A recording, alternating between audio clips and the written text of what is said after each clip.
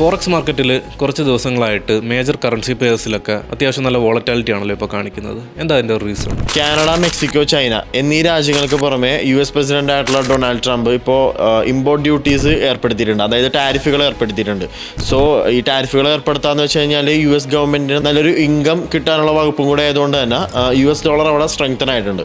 So US dollar strengthen ആകുമ്പോൾ അതിന് inversely correlated ആയിട്ട് നിൽക്കുന്ന കറൻസി പേഴ്സ് ആയ യൂറോ, USD, GBP/USD ഇതുപോലെയുള്ള കറൻസി പേഴ്സ് എല്ലാം അവിടെ വീക്ക് ആവുന്നുണ്ട്. സോ കഴിഞ്ഞ കുറച്ച് ദിവസങ്ങളിലായിട്ട് ഈ ടാരിഫ് റിലേറ്റഡ് ആയിട്ടുള്ള ന്യൂസും കാര്യങ്ങളെല്ലാം പ്രീ അനൗൺസ് ചെയ്യാണ്ടാണ് മാർക്കറ്റിൽ ഇപ്പോൾ വന്നുകൊണ്ടിരിക്കുന്നത്. സോ അതുകൊണ്ട് തന്നെ ഫോറക്സ് മാർക്കറ്റ് ഇപ്പോൾ കമ്പാരിറ്റീവ്ലി മുമ്പത്തെ വെച്ച് നോക്കുമ്പോൾ കമ്പാരിറ്റീവ്ലി കുറച്ച് വോളറ്റൈലാണ്. അപ്പോൾ എന്തായിരിക്കും അദ്ദേഹം ഇങ്ങനെ ഒരു താരിഫൊക്കെ കൊണ്ടുവരാനുള്ള റീസൺ? അതിൻ്റെ one of the main reason നേരത്തെ മെൻഷൻ ചെയ്തതുപോലെ തന്നെ USന്റെ ഇൻകം കൂട്ടുക എന്നുള്ളൊരു ഉദ്ദേശമുണ്ട്. പിന്നെ അത് മാത്രമല്ല USൽ ഡെവലപ്പ് ചെയ്യുന്ന, അതായത് USൽ തന്നെ മാനുഫാക്ചർ ചെയ്യുന്ന പ്രൊഡക്റ്റുകൾ കൂടുതലും ആൾക്കാരെ യൂസ് ചെയ്യും. അതുകൂടാണ്ട് ഇമ്പോർട്ടിങ് മാക്സിമം കുറക്കുക എന്നുള്ളൊരു ഉദ്ദേശം ഡൊണാൾഡ് ട്രംപിന് ഉണ്ട്. അതായത് മാക്സിമം ഇമ്പോർട്ടിങ് കുറച്ച് കഴിഞ്ഞാൽ USലുള്ള ആൾക്കാർ, US സിറ്റിസൻസ് USൽ തന്നെ മാനുഫാക്ചർ ചെയ്യുന്ന പ്രൊഡക്റ്റുകൾ കൂടുതൽ വാങ്ങിക്കുകയും അങ്ങനെ USന്റെ എക്കണോമി ബൂസ്റ്റ് ചെയ്യാനും ഒന്ന് സ്റ്റെബിലൈസ് ചെയ്യുക, അങ്ങനത്തെ ഉദ്ദേശങ്ങളും ഡൊണാൾഡ് ട്രംപിന്റെ ഈ ഒരു ഉദ്ദേശത്തിന്റെ പുറകിലുണ്ട്.